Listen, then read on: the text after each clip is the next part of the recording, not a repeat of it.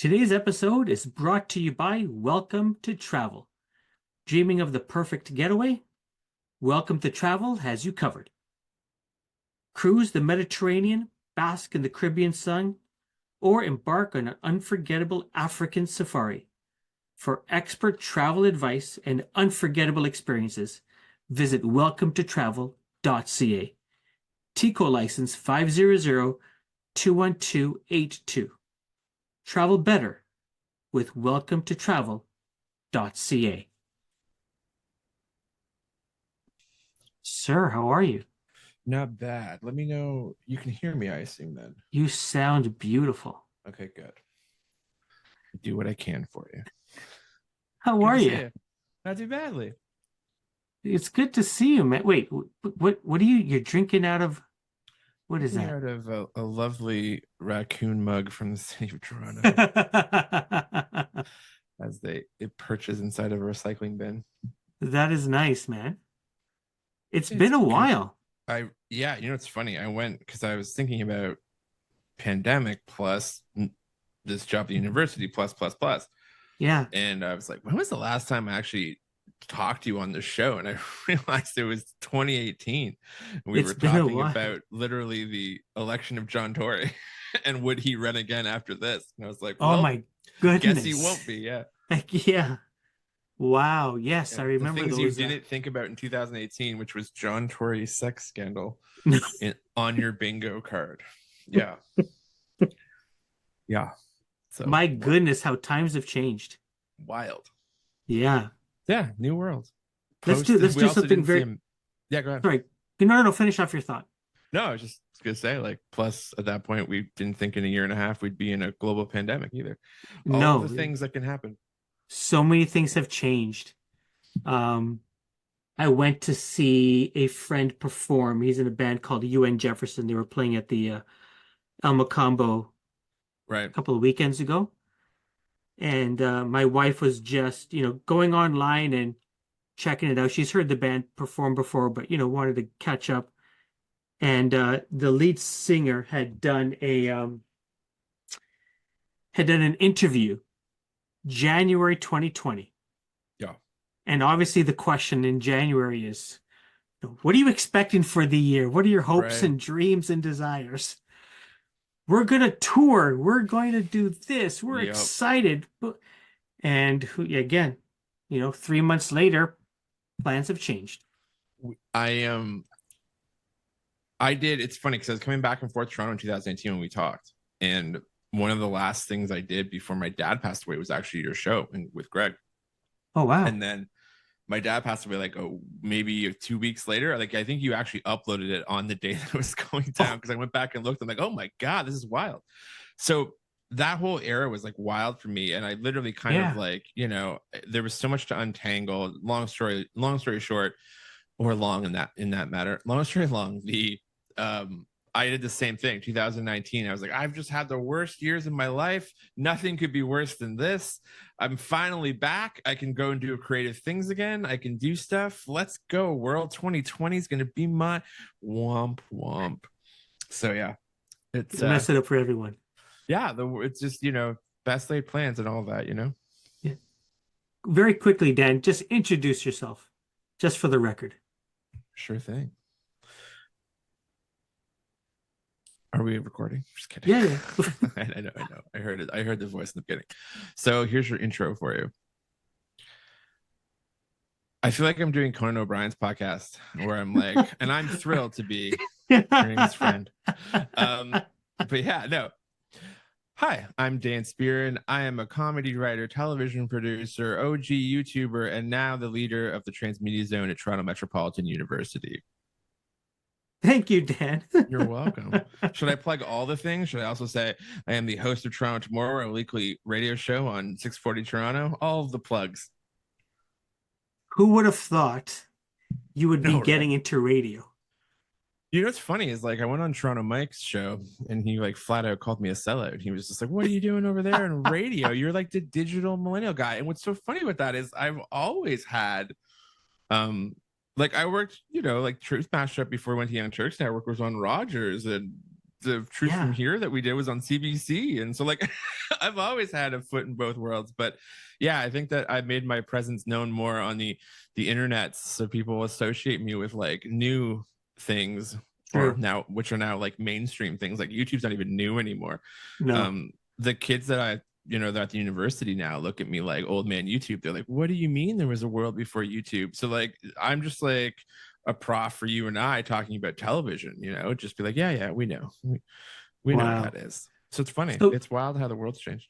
So Dan, the last time you and I were in the same space, I don't know if you remember this or know this. Do you remember the last time we were in the same space? I feel like the last time I may have actually saw you was during the election, wasn't it? See, it's a trick question. Okay. We were in the same space, but we never saw each other. Oh, really? We were at the Chicks concert, oh, but not together at Budweiser stage. We should Is have it Budweiser together. stage still? Yeah, I think it's still Budweiser stage. Whatever corporate entity owns the Molson Amphitheater. Yeah. That I think was the last time you and I were ever, that's and we weren't even together. But I think we were at the same concert. We should tell people we went together. It would really confuse them. Like, wait, what? The two people I thought would be at that concert. Interesting. You know what's hilarious about that? I had tickets for that because they're on my like bucket list bands. I wanted to see them because I came of age in the great 2003 Iraq War era. So the Chicks and their whole thing was kind of a college thing for me. And then we had friend message us like 3 seconds later, and they had tickets for the next night. So I went to see the Chicks twice in a row. I felt like a diehard. I was like, oh man, I'm a stan. That's hilarious. Yeah, this is a good show. The first show, I had a friend see them who saw the same show that we saw, and then saw them a year later when they came to the ACC, I think. Okay. And was talking about how much of a better show it was because Natalie was really sick when she came back for that tour, like when she kept going, because they took a pause before they hit Toronto. I don't know why this is going to become a Chicks podcast now, but it is. And so so anyways, long story long, apparently we saw like a good show, but not like top notch because she was battling through it. Yeah, that's awesome. So a lot of stuff happened after the pandemic, of course. But you tell me, how do you end up at Ryerson? Toronto Met. Remember to say that over and over again. Toronto Metropolitan University. Did I say right? I'm so sorry. No, it's okay. It's okay. It's like it's the daily struggle of working there now as people TMU. Like, wait, Ryerson? You're like, no. Okay, so the Cliff Notes, because for people listening, I don't think they need my entire biography, but long story short, as a YouTuber, creative person, making television, all that, I came up to Toronto with no money. I had literally, my parents didn't have cash. I wasn't a Nepo baby. I just desperately knew what I wanted to do, and I needed to come here because this is sort of the epicenter of Canadian entertainment. But when I got here, it was a different Toronto. It's 2003, and I could get an apartment with friends, work at a Staples, work the usual Joe jobs, go do stand-up comedy at night, sketch comedy at night, and make not a living, but like, stereotypical arts life. Like you're squeaking by. You're getting by. It's fine. And so as I start working, I'm kind of the last door of digital cable. Then that shuts behind me. And then we went to the digital arms and we said, hey, digital arms, YouTube, MySpace, all these things. I worked with all of them. I'm like, you got to help us out. You got to create more things in Canada. And they did for like a hot minute. And then MySpace vanishes into the ether. Like, Facebook and YouTube exist. YouTube opens up a space in Toronto with George Brown. That disappears. I'm kind of a vocal critic of that disappearing. Did a couple of news articles and all that. And then I joined something called TO Web Fest, which was a bunch of creatives in Toronto putting on fests and stuff. And throughout all of these eras, I'm helping anyone I can who I see, who I'm like, how do you incubate people? How do you help people get to the next level? And in the pandemic, I had gone away. I was talking to you about this last time we spoke. My dad was in the like final stages of Alzheimer's. And so I was kind of balancing this life where I'd come and do a little bit of punditry. I did a TYT. I would do TYT stuff, the Young Turks Network stuff, like sporadically through that election cycle in 2016. And then we just kind of like left.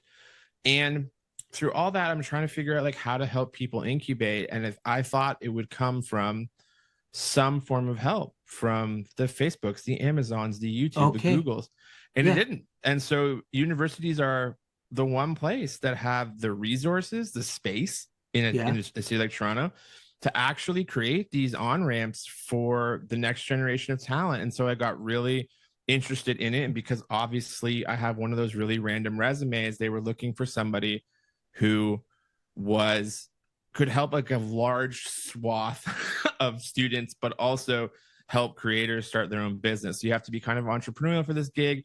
You also Yeah. have to have like a really wild resume because I talk to folks who are content creators, but I also talk to folks who want to do something with like a production company or start their own businesses. And these are all the things that Vince and I had done throughout our career already. And that's kind of how I got involved. It was 6 degrees of all of the things that I've been doing and the people that I'd worked with. Like I had done a panel at Just for Laughs, and the person who ran that panel was part of the TMU team, Ramona Pringle, and That's Amelia right. King, who was running Transmedia at the time, and she left to work over at Ontario Tech. And when she left, she was like, "Hey, I think you'd be really great for this." And we were, who was president, vice president at, and I was chair of the board at the IWCC, which she was the president of. So that's how that whole thing came together. But I really feel blessed that I can kind of wake up to, I hit 40 last year. And it's the difference I find between people who are happy in their jobs or people who aren't, at my age anyway. Or can you like see the difference that you're making in a week? Like, do you That's feel like awesome. what you're doing is actually having results in anything? It doesn't have to be like, I'm lucky because it's actually helping people. It's really an obvious, are you helping? But just in general, I think like a lot of the key to happiness for people is like, do they feel like their work makes a difference in their organization or in what they're up Mm. to? And so it was one of those jobs where I, to be honest with you, never thought I would end up at a university or a college. It wasn't really the plan. But this is such a weird and unique situation where they've created this incubator system where our literal job is to create not necessarily just for students, but you could sign up tomorrow with welcome. Like you could come with your podcast and say, hey, I needed to get it to the next level. I want to be able to make X amount of dollars a month. I want to create a podcasting network with my friends. How do I do that? And then we incubate you, and the students get to learn from an actual real life business that's trying to succeed. So there's like all of this, it's this really fun feedback loop, and it's this really fun sort of on ramp that I really feel like, as I'm watching the arts industry in Canada and the media industry in Canada really struggle, that if universities don't buy in and start doing more projects like this, like I think TMU's really ahead of the curve, but I really want to see this spread out in like a lot of different places across the country, because I think it's just really valuable to have these places where, yeah, you know what, if you're at a school, it's going to be an amazing resource. But if you're not in school and you still need that help, it's there. And like when I came up, I didn't get any incubation. I didn't know what I was doing. I feel Mm. like I probably lost like a year and a half of time just to like going down the wrong roads when I came to Toronto, because I didn't know anything. I didn't know anyone in the city. I just came here and I'm like, maybe this door, maybe that door. And you end up with like shady characters. You end up with people who, have promises of this, that, and the other. And you just don't have anyone to say, like, is this worth it? Or even going into like being real, like, I don't think CBC was the right place for me to go, even though like I support it Sure. philosophically for my Yeah. style of comedy and what I wanted to do with like more of an edgy kind of like media criticism thing. They were not interested in that. And if I kind of had someone to tap me on the shoulder and be like, Dan, as much as you might want this like CBC money for like a year, it's never going to go the way you want it to. And I think someone could have probably said it to me and I would have believed, I would have believed them, but it You seemed were like going to the believe right thing, anyone. Yeah. right? Yeah. Cause everyone has this vision of like, this is the only way to succeed. This is the only way to do things. And you just sort of follow that path. And that's what I think is valuable in these incubator systems is they get to, we have mentors from the industry. We have people come in and say like, I did it this way. And it opens up your mind and That's amazing. it's fun. It's really cool. It's a Yeah. really cool place. So, I remember when the DMZ got started. Mm-hmm. Oh, wow. Yeah, it's like 10 Like years ago, probably a a long little time bit more than ago. that. Yeah. And I'm thinking, yeah, because I ran an event there before they even knew what to do with the space outside of these are desks that kids are going to be sitting at. Right. And we ran something called Sports Connect. So we had like the digital or social media leaders of all of Toronto's professional sports teams. Oh, cool. And we did a like a panel discussion on, Yeah, what are you doing? And back then it was, what are you doing on Facebook to sure. engage with your audience? So we had the Jays there. We had, uh, so yeah, we had the Jays. We had the Leafs, the Raptors, the Argos. Did we have the Argos? Yeah, I think no. We had the CFL. We had the CFL, not the Argos, the CFL, and yeah, and yeah, it was fantastic. Um, but what? So what do you? What do you do? I'll get to the Yeah, sure. radio show, but You can like, get to whatever we what's talk about, whatever you like, friend. outside? I really want to talk about the radio show because I couldn't find it on my podcast catcher. Well, that's a whole Uh, other conversation about radio and metrics and what Spotify's yeah, uh whole situation is. We can talk about that in a second. Yeah. but what is it that you do? Yeah. And I don't know, like, do you physically go into work? Are you in? Yes. Okay, So yeah. So all of talk the to me about above. So your. here's the Cliff Notes, the Wikipedia entry of my gig.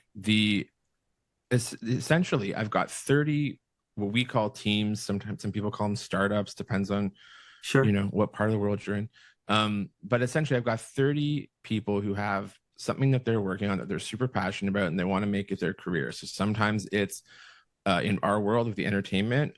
I've got a game that your listeners might find fun, which is called Trash Panda. It's a raccoon in Toronto that runs around and knocks over garbage bins and tries to make as big as mess on garbage night as possible. And it's, a great game to play with your kids. And it was an independent creator that made that and put it on Steam. But I also have organizations such as like something called Films with a Cause. And their idea Hmm. is having an organization that is sort of there for if you have a fight scene, right? You have a fight choreographer. If you have a sex scene, you have an intimacy coordinator to make sure that nobody That's gets right. hurt. But when you're telling stories, nobody's like, maybe Hank Azaria shouldn't be the voice of Apu. Maybe your story about maybe your story about this community that's taking place in Orange is the New Black should have some more writers on the squad that actually know what they're talking about, because that's the wrong Yeah. symbol, that's the wrong stuff in the apartment. And so they believe there's room for this new kind of consulting agency, Interesting. an advocacy org. So that's Hmm. another example. So almost anything that falls under the entertainment umbrella, we have in our incubator. They come in, they do a boot camp. So it's kind of a new approach of how to be in business. So many brilliant people in Canada have these great ideas, but unfortunately, we're just not the American style, big kind of like there's millions of opportunities. There's all of these networks. So a lot of Canadian people in the arts and entertainment realize they kind of have to be entrepreneurial. They have to figure out how to do their own thing. Even, in the podcasting space, right? Like you in Toronto, Mike, I would argue like should have been old school radio shows on the weekend or should have been doing something with long term, but they didn't see that. They just didn't see the value. And you guys probably didn't want to go there anyway, but there's a value in that I think we missed Hmm. in the last decade. And so these people have learned, myself included, that a lot of times you have to do it yourself. So we get them together. They come in person. There's a building right downtown. It's actually very close to the DMZ that you're talking about. So DMZ is right at Dundas Square. We're on the other Yeah. side of Dundas Square at 110 Okay. Bond. And there's an event space that people can throw their launch parties that can get together with their teams. There's boardrooms. There's the same stuff that you would expect for an incubator, and people can have hot desks or full out desks. So there's all of that. But I think the true value is we have a hybrid model. So they come in virtual. We call it hive minds. They all come together and they share things. So for example, the original idea for the creator that came in with Jason Lever's their name, they did the Trash Panda game. They were doing a podcast for kids. It was like a true crime podcast. It's called Nursery Crimes. And one day Interesting. we're in one of our hive minds and they're like, I'm just working on this idea. What do you guys think? And they showed the skeleton version of the Trash Panda game. It was like it's like beta, like 1.0. But it was enough where we saw the cute little raccoon running around the city and there was like this ambient Toronto street noise and everybody was in the pandemic and just like we were all stuck inside. So just the idea of being outside was enough to make everyone lean in. Everybody leaned in so hard that they were like, maybe I should do this actually, and maybe this is the thing I should be focused on. So you see that happen all the time. People bring in different ideas, and that's the real value. So of course we bring in speakers, we bring in different people who started businesses, we do tax workshops, there's boring things like that, but it's kind of the stuff that you need to know that nobody really teaches you in school, even when you go into film or TVs, or you go into like, you know, I've got people who are working on AI, I've got people who are working on NFTs, like, you know, all these different things in different areas. And so sometimes curriculum can't catch up to the new ideas, but other times the curriculum is there, but we're just there to sort of support it. And it's for people who are outside. So on my day-to-day basis, I'm doing advisor sessions. I'm pivoting people to different people in the industry. We're like writing out grant letters of support, all these kinds of things to try to get people money and resources and get them known. So a lot of the stuff I do, honestly, is even teaching them how to come on podcasts like this and be better at their messaging and better at their storytelling, because a lot of it's that now. You know, you see this when we started out doing podcasts and you were doing podcasts. How long have you been at this now? It's been a while, right? Like you were one of 2010 was my first ever podcast. Right. So it's like you think about how that world's changed now and how professional it's become and how mainstream it's become, where everybody knows. And so you're seeing people that I remember people started in 2010, and yourself included, right? Like if you started in 2010, I don't know if you would have thought like, you know, Stephen Page, or you know what I mean? Like some of these people. Yeah. What the heck? Why is he talking to me?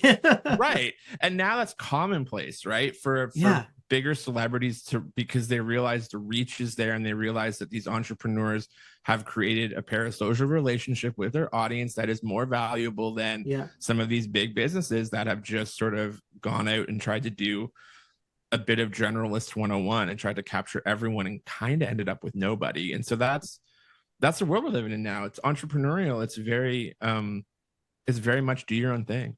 Yeah, that's amazing. And then I wasn't surprised at all about Toronto tomorrow. But today, like I said, I was okay. Let me listen to an episode. Let me get an understanding of what Dan's up to with this. And I'm like, I can't find it anywhere. You mean I gotta go to AM 640 and their website? Yeah. But tell me, like, how did the show come together? Was it one of these squads you were working with, or was it that itch you said, I need to get back and start talking somewhere again? It is a combination of all of those things. So one of the things, when we started the show, I had somebody who was running under me a thing called the Music Den. So one of the things that Transmedia Zone does is called the Music Den. And the person who was running that was like a morning man in Jordan and moved his family here just before the pandemic to get to Canada. He wanted to be in Canada. So they moved from Jordan. He's got his wife and his kid, and they come here, and he's a radio guy. He's a broadcaster, but he also spent a lot of time in music. He was a musician. And so he said to me, he's like, he came into Transmedia Zone with a really cool podcast called Traveling While Arab. And it was all about exactly amazing. What you think. Yeah, exactly. Like on the nose, just that good. Yeah. And I was his advisor and mentor. And I said, hey, like, what do you need? And he's like, I really just want to get back on the radio in Canada. And I was like, oh, that's doable. I'm like, if that's the high bar, I can get that done. And so we put together a show because on my end of things, whether I was at the IWCC and I was talking to CBC Radio and doing interviews with the Washington Post and stuff, my whole thing is like, I don't think the arts does a very good job sometimes in advocating for itself in tech spaces or in spaces of new. A lot of the times people defending the arts come off as like old media Luddites, or they come off as like not understanding the new thing. And in reality, they're really right, maybe, about how this is exploitative or this isn't really that innovative at all. It's just sort of taking jobs away, and like we should have a conversation about that. But I think that they advocate a lot of times very poorly. And the number one thing that gets them shot down is this conversation of, well, you just don't get it. And a lot of the times they don't. So they come off as kind of embarrassing, and it's sort of like, oh, this is somebody who's clinging on to the past. Yeah. Well, we have a very future forward way of thinking about things, but we also don't like the exploitation or the things where we think, you know, that some of these big Goliath companies in the States could be paying a bit more of their fair share and could be kicking into the system a bit more and being more, you know, pro CanCon. And what does Canadian content mean and all of that? So the thing from my work is like, I've got all of these amazing startups. They want media training. They want to talk to the city. I've got all of these amazing connections and people and conversations happening in my daily life. And so part of that was like, I think some of those should be public. Like, I think some people should hear what we're thinking about and what we're talking about when we're all around the table and having these conversations about like, what is Toronto's tomorrow? What does this mean? So Amanda Caputo at the time was connected to TMU a little bit, but I just kind of cold pitched it, to be really honest with you. I was like, here's the show. I think it'd make a lot of sense. And we worked on it with Chorus to sort of be like, what makes sense for you? Where does it belong? And the big catch for us is I want to be in a space that I don't think hears these conversations. I could put another podcast out into the world, but I kind of like that at 8:00 on Saturdays, there's people who are, 50 and up sometimes listening to it. And technically you can find it in our bio. It's not that hard. It's just on Megaphone by Spotify. So it's like a special link that you click. Is it as easy as an RSS feed? No, it's not. And like, that's a conversation that I think maybe now that we're almost at a year into this show, like I'm a bit more blasting it from rooftops, because I feel like there's a good selection of random guests. Like you can listen to an episode where we talk about the future of TVO. You can listen to an episode where we talk to Tiff. You can listen to an episode where we're actually talking about, tech issues and what's going on with, things like your kids' sexploitation and sexting and all that. Like, so there's a large swath, I think, of episodes people can get into now. But I agree with you. That is what I'm working on behind the scenes, is to try to get something to be a bit more accessible.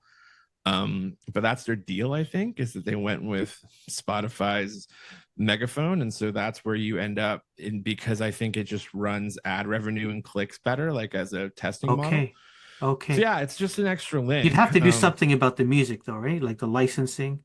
Well, that's, I think, the issue for if we went to an RSS feed, which is why it's kind of protected under the into this. So yeah, because like for those who don't know what we're talking about, one of the fun things about having an old school show is actually just throwing in like the Chorus library of music that I can choose from to just be like, oh yeah, I guess I have the Tragically Hip lead off my show tonight. Great. Not that you can't do that but where I was from, where we were making a lot of content on YouTube and platforms like that, you get flagged immediately and it becomes a big hassle. So you just kind of avoid it. Yeah. But this is all paid for. So, there you go. So it's been fun. It's been fun to like be like, I think I want David Bowie to introduce me. I think I want Arcade Fire. So yeah, it's been great. That's a fun little perk of working for Chorus. That is awesome. And like, your voice comes on right away. They go, damn, he's got a voice for radio, face for TV. I'll just put it there. I think you probably were right the first time what you were going to say. Just face for radio. But yeah, that's come along over the years. Scripted, non-scripted? Let me see. Because I remember when you were doing the podcast, very unscripted. Yeah. But you just had your cadence was, you knew how you wanted to sound. Yeah, I'm a little bit sing-songy when I talk. I think that for me, it depends on the subject matter. So one of the things that I really am enjoying about this show is I talk a lot in my daily job, right? Like in my daily life, trying to help people understand how powerful storytelling is. And so, you use things even like fraud, like Elizabeth Holmes, right? She raises $1 billion at Theranos and she doesn't have an idea that works. But the power of that storytelling, the power of her breaking the glass ceiling, the power of her getting in the room with all the tech bros, the power of how it'd be great that we could get rid of needles, the power of wouldn't it be great if we could go into like big countries that are having huge issues with vaccinations and fix all of this real quickly and do blood testing and all that. And that story is so powerful that no one even looks behind the curtain to say, wait a minute.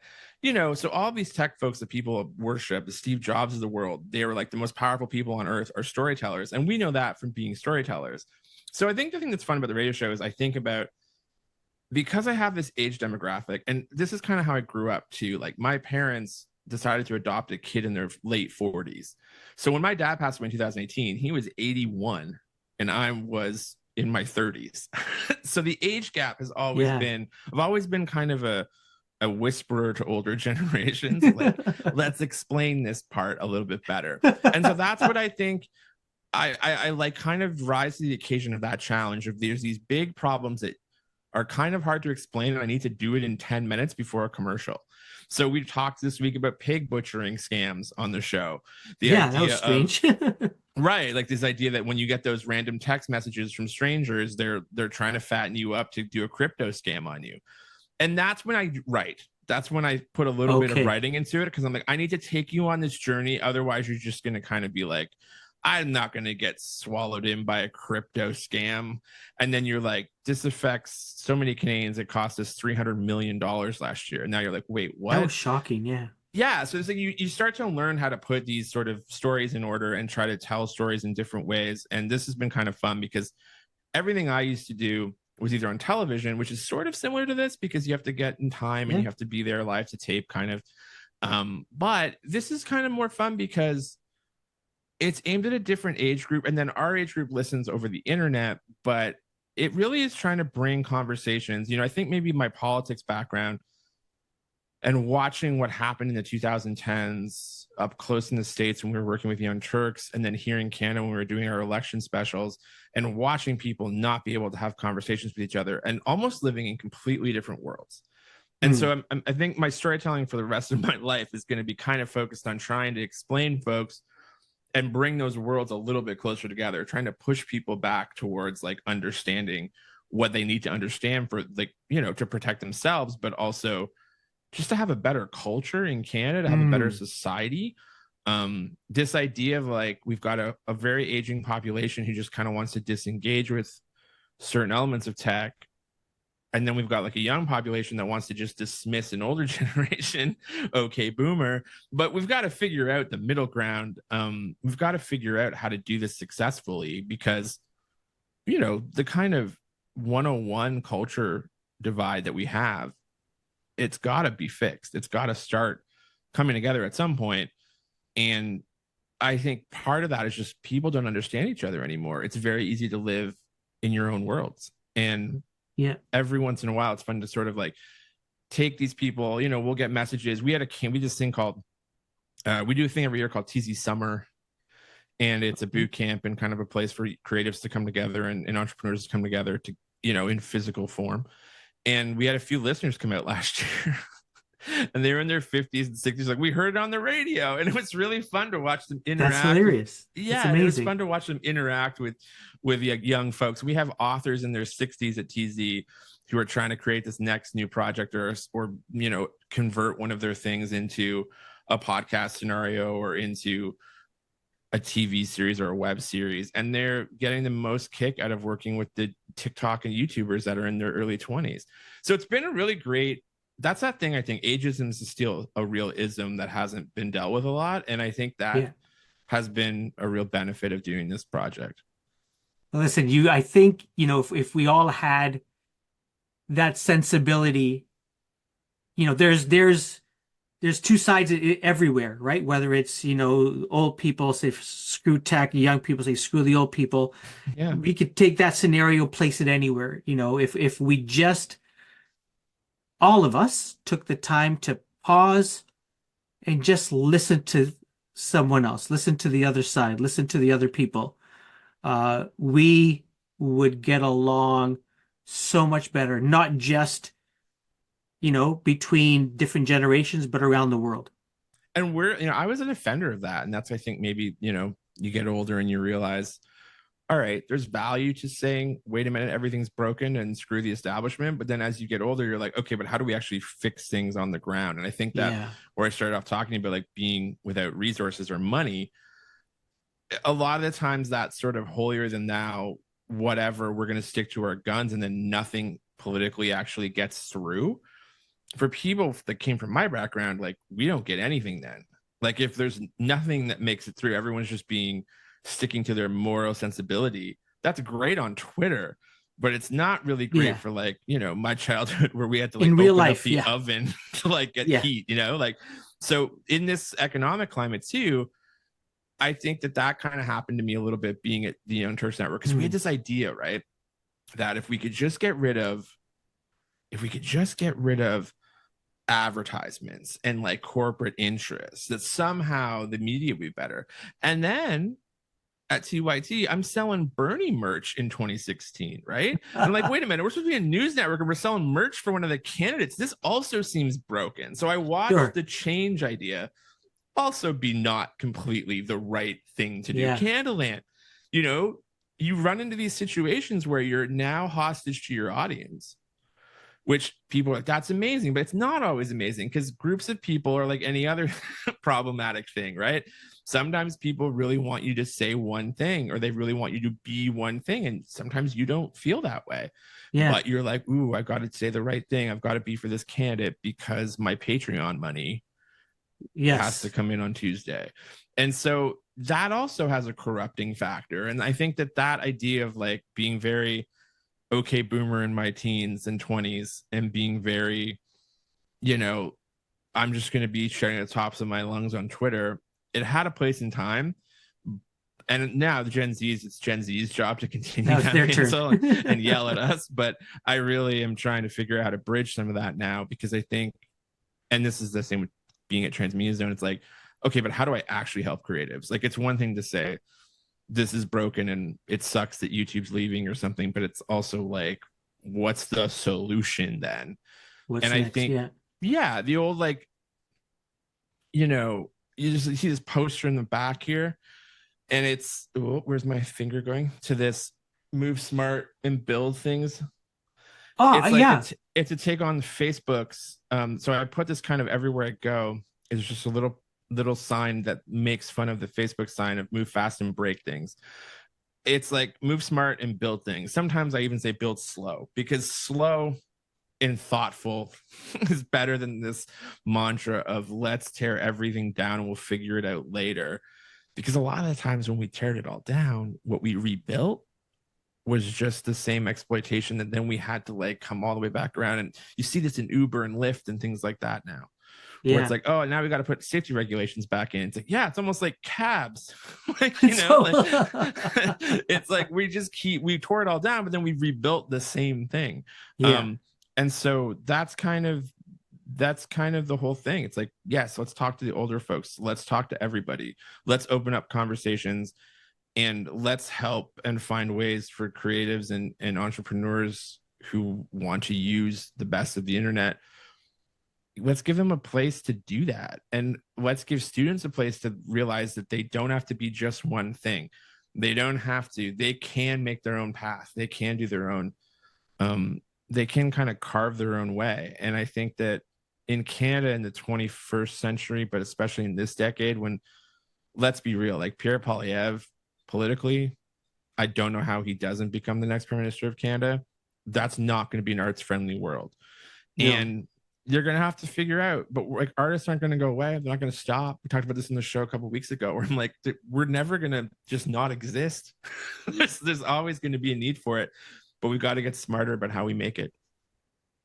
That's a great way to end it off, Dan. But listen, before we go, and I hope we get to do this again soon, not after the next pandemic, but where can people go to listen to Toronto Tomorrow?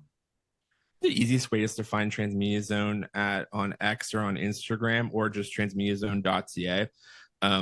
It's all there and you can find the direct link for it. But you can also, if you really want to navigate yourself, go to 640's page and go to the shows tab. And then under the shows tab, click, and then there's a wizard. The wizard's going to give you 3 riddles.